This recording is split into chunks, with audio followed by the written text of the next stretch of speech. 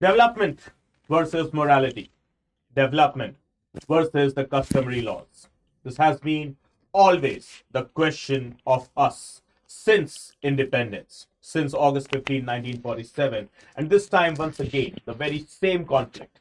That is the conflict between industrial development versus the protection of tribal land rights with the constitutional and legal implications. And this time, the question has once again came from one of the most beautiful states of our country in our northeast, that's Assam. So guys, you are watching Study IQ ICE English and I am your educator Praveen Mishra, going to throw some lights today on the issue that you can see on your screens. 3,000 Bighas, that is roughly 1,000 acre of tribal land, was given to a cement company. Well, was it justified? Yes or no? We are yet to carve out the proper answer. If you have the answer, firstly, please watch the whole video and let us know into the comment section what's your opinion on this. So let's go ahead with the whole news. What is the news all about? So the Guwahati High Court has criticized the Assam government for allotting 3,000 bighas, that is approximately 1,000 acres of tribal land. Not just the land, the tribal land, to a cement company in the North Kashmir hills of Assam. Right? And now this has raised a serious question, and this is the question here once again. The court has questioned whether such a large allotment to the private entity is a joke to you, that is to the government. 3,000 bighas? Well, let's go ahead and understand the whole scenario once again. So as you can see, the two petitioners are involved in this one judgment coming from the Guwahati High Court. Okay. Firstly, 22 tribal residents of the Kashmir hills of Assam. And secondly, the Mahabal Cement Company, which received the allotment. So the two parties going ahead with the legal trial now. And now let's go ahead with the whole discussion. So the High Court directed the North Kashmir Hills Autonomous Council to provide or produce the documents or even the policy decisions regarding the allotment. Simply, they have allotted the whole of the district area, right? 1,000 acres, 3,000 bighas basically. So as we can see here, the concern, what is the tribal land? So how do I define a land? This is a land and this is the tribal land. So here we have the answer. Land traditionally inhabited, cultivated or used by the scheduled tribes is often protected from transfer to the non-tribal people or the non-tribal entities. Okay, so specifically a land that is basically used, cultivated by the scheduled tribes population in the tribal region under Schedule 5 as well as Schedule 6 is considered as what? The tribal land. So in India, especially the 6 schedule areas, that is under Article 244 Clause 2 and 275 Clause 1, okay, is what the 6th schedule area, okay, and we have got 4 areas under the 6th schedule as of now. 4 states under the 6th schedule as of now, okay, it is Assam, Meghalaya, Tripura and Mizoram, right? So here we have the 6 schedule areas as well as the PISA Act of 1996 that is also coming from the 5th schedule, that is Article 244 Clause 1. Talks about the legal presence of something that is known as the tribal land. And what is the key purpose? Why are we having such type of a thing known as tribal land? So here is the answer.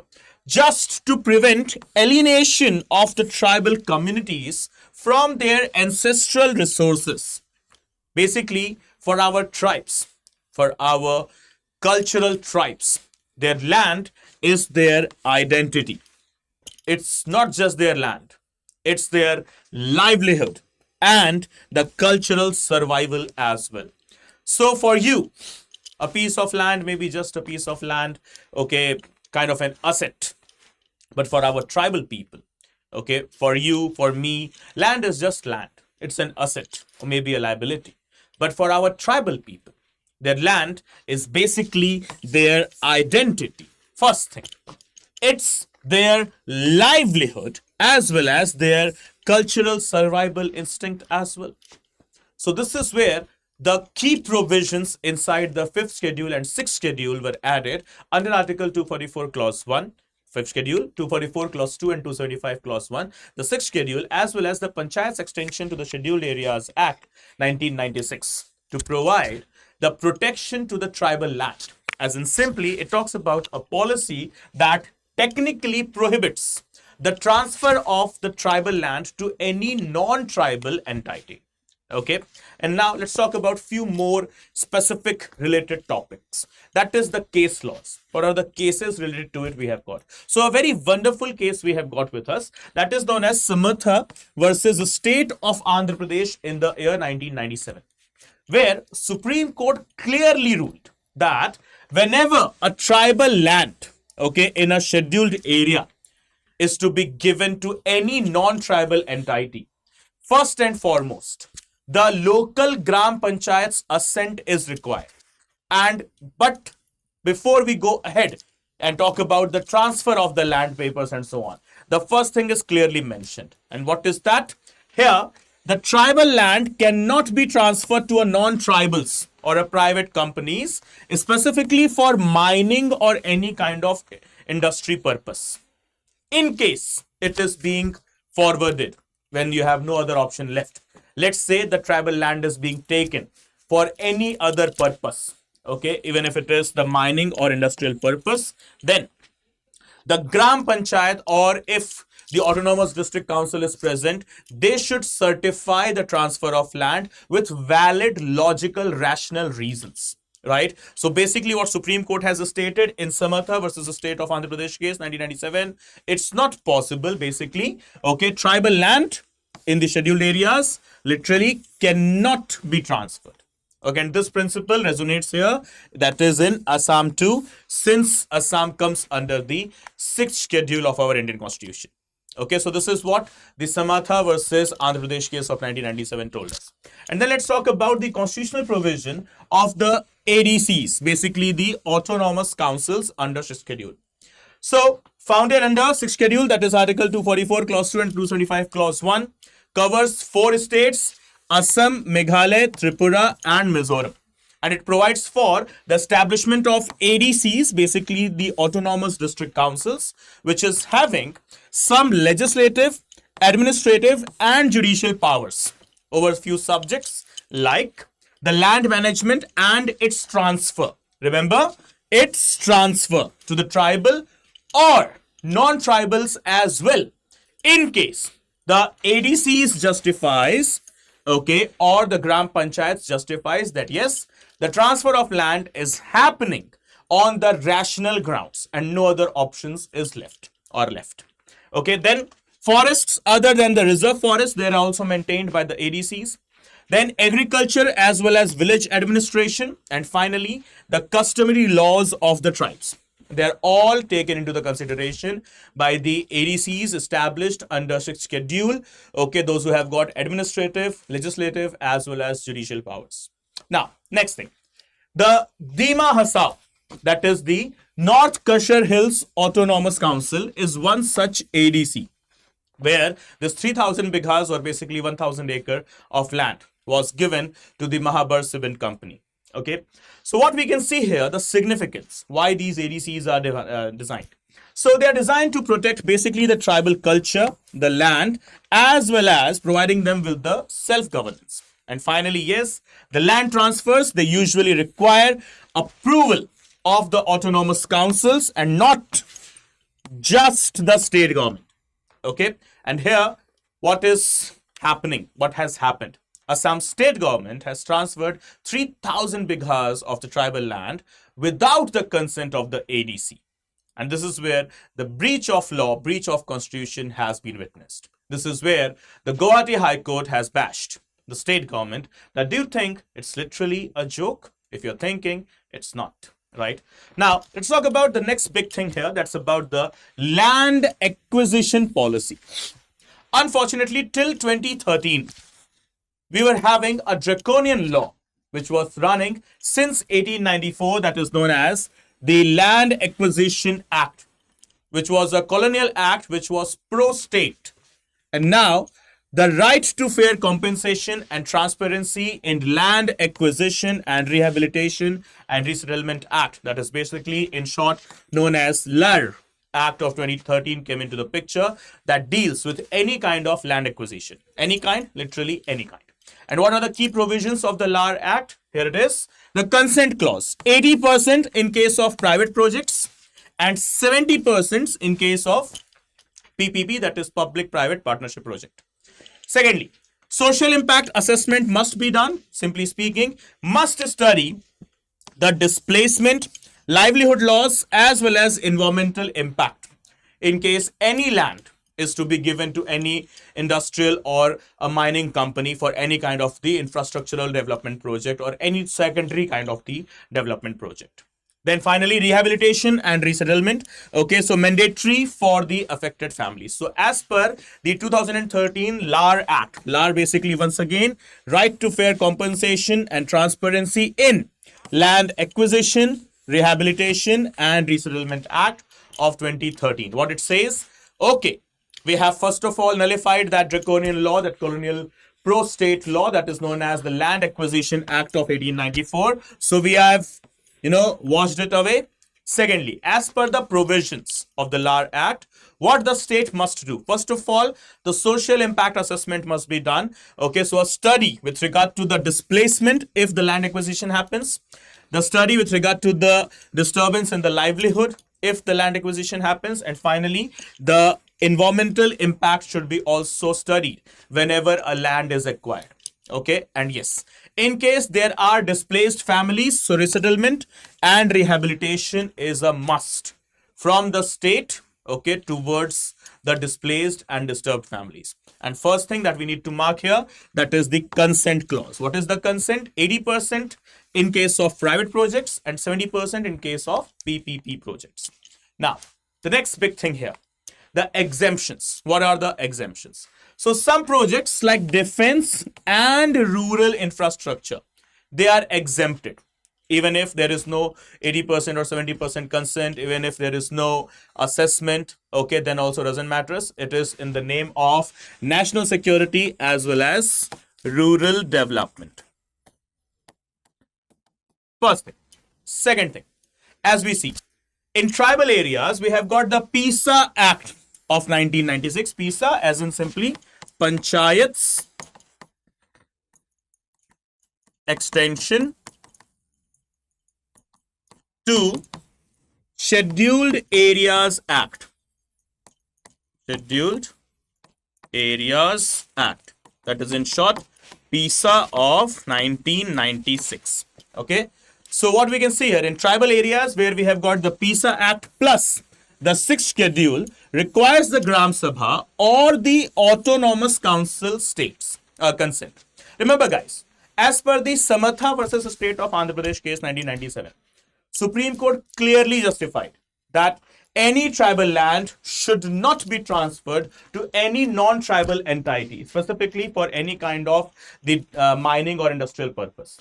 But as per the provisions of the sixth schedule, as well as per the provisions of the PISA, that is 1996 Act, it has mandated that in case there is no other option left, no other choice left, and the acquisition of tribal land becomes a must, then okay, it can be done, but there is a condition. What is the condition? The ADC, that is the Autonomous District Council, or the Gram Sabha must provide its consent. Just the consent of the state government won't work, okay, in case of the tribal land, not talking about the non-tribal land. Okay, and the Assam's North Kashmir Hills Council is an ADC, okay, and this provision, okay, applies here. So as you can see in this Assam case, bypassing these processes has raised the questions of legality. It has also raised the concerns with regard to the incompetency inside the bureaucratic as well as the government machineries. And we have got few angles here to be discussed. Firstly, the comparative angles. The very same type of a case happened 12 years back in the state of Odisha, named as Niyamgiri case. So as you can see here, the Niyamgiri case of Odisha 2013, where Supreme Court upheld, okay, that is, justifies the Gram Sabha's right to decide on the Vedanta's bauxite mining, or the bauxite, not boxing, sorry, bauxite mining in the state. Okay, so there was a particular location known as Niyamgiri, where a company known as Vedanta was Going ahead with the mining of what? The bauxite, which is very rich in quantity, okay, very much available, abundance in quantity is there in the state of Odisha. So the Vedanta company was going ahead with the mining of the bauxite, and this mining was taking place in a tribal land, and there, in order to protect the tribal people's identity, cultural survival, as well as their livelihood, because the land for them is not just an asset, it's their identity, cultural aspect, as well as their livelihood. Supreme Court intervened in between and stated that the Gram Sabha's right to decide is supreme, okay, in this Vedanta's bauxite mining case. Secondly, the geopolitical angle is also here. When we talk about the Dima Hasao region, it's a border area and too much prone to insurgency. And also, it is going ahead with some ethnic tensions, and large land transfers may fuel some unrest. It might create some disturbance, and specifically when it comes to the border areas. So, obviously, we do have to take care of this point, that is insurgency. And finally, the last and the most disturbing, heartbreaking, the data point. 50 to 60 percentage of displacement due to development projects in India affects the tribals. How much is their population share, by the way? 8.6% only. So, with just 8.6% of the population share, our tribals, they do face 50 to 60% of displacements because of the development projects. Now, this is the ethical dilemma to us. This is a big ethical paradox. Just because of the displacement, are we going to stop the infrastructural development projects? Well, not exactly. But we have to take into the consideration the livelihood, the identity, as well as their cultural aspects, that it shouldn't be disturbed. Okay, you can take the land if you justify that there is no other option left. But yes, before grabbing the land, before acquiring the land, please make sure the provisions of LAR Act of 2013 has been followed. Resettlement is there, rehabilitation is there, and the social impact assessment has been done as well. Because remember, the tribal people, they are the heart of the greenery of our country. They are more patriot than any other community. This is my personal opinion. They have been, working day and night hard enough to protect the greenery, to environment, and everything they can do. From Chipko movement to all the other movements that we have heard in history. The tribal people, they have been, at the behest, at the best, basically, to protect and provide us with the greenery available in our country as well as planet. So it's our prime responsibility, it's our ethical duty to protect them. But yes, the development should also not be hampered in the very same run. So we have to balance both the things together. And what's your opinion on this? Do let me know into the comment section. But before you leave, we have got some MCQs for you. So here is the first one. So which of the following powers are vested in the ADCs under the 6th schedule of the Indian Constitution? So we have got 4 statements. So select the correct answer. A, B, C, and D. So just pause the video, guys, and look forward for the correct question. Correct answer. This is the first question. And here we have got the second question for you. Consider the following statements regarding right to fair compensation and transparency in the Land Acquisition, Rehabilitation and Resettlement Act of 2013. That is basically LAR Act of 2013. So once again, 4 statements. And once again, which of the statements given above is or are correct? So this is the second question for you all. And finally, we have got the third question with us. Okay, here it is. With reference to judicial intervention on tribal land rights, consider the following pairs. So Samatha versus the state of Andhra Pradesh. Then we have got the Nyamgiri judgment and the Keshwananda Bharati versus the state of Kerala. So how many of them, not which of them, literally see the question, how many of the pairs above are correctly matched? 1 only, 2 only, all 3, or none? Okay, guys, so this is it with regard to this session. But before you leave, remember, if you are a serious UPSC CSE aspirant, this information is for you. So the GS Foundation P2I August morning batch is about to commence from 20th August. That is just within next 24 hours. So guys, if you have enrolled, congratulations. If you haven't, so please do the judgment quickly and enroll yourself here in the resolution batch, where you will get 1000 plus hours of live classes, access to recorded lectures, 18 sets of printed books given to you at your doorstep with personal teachers class notes, okay, teachers personal class notes that he or she is using to teach you will be given to you at the end of the session in the PDF format. 1:1 mentorship, 75 plus tests for your prelims, 15 plus tests for your mains, and multiple mock interviews for your interview, that is your personality test as well. So prelims test series, mains test series, interview guidance program, everything under one single subscription. Along with the 1:1 mentorship, you will be assigned your personal mentor with whom you can connect anytime between office hours, obviously, and ask him or her about your doubts. Okay, everyone? And yes, remember, the batches are going to commence from tomorrow, that is from 20th of August only, and we have got multiple subscription plans for you, like gold, platinum, and diamond. So the prices, they are starting with just rupees 9,999, but there is a catch. You need a promo code before you enroll yourself. So use this promo code, guys, to get the maximum possible discount. That is PRV Live. Okay. So use this promo code and get the maximum possible discount, and see you guys tomorrow onwards in our resolution morning batch. And before you leave, just guys, please don't forget to hit the subscribe button of StudyIQ as English, a channel dedicated with just one task: to provide you the quality and quantity of the content. And in case you wish to connect with me for my class links and PDFs, so here is the QR code of the Telegram channel that is named as Praveen_StudyIQ, or else you can just connect with me on my Instagram account as well, that is Praveen_2107.